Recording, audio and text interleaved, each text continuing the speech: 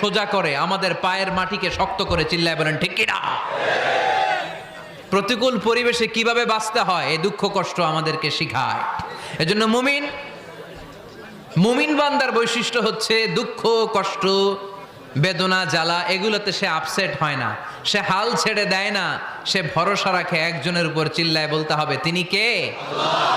কারণ মুমিন জানে রাত্রি যত গভীর হয় অন্ধকার তমানিসা ভেদ করে সুবহে সাদিক হয়।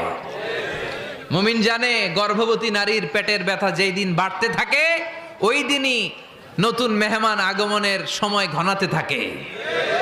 মুমিন জানে তার জীবনে দুঃখ কষ্ট বিপদ যত বাড়তে থাকে সুখের দিন কাছে আসতে থাকে।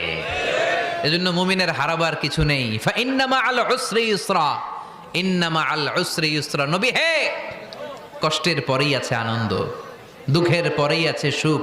আপনি সমস্যায় পড়েছেন, ওই সমস্যার সমাধানও আছে না নাই?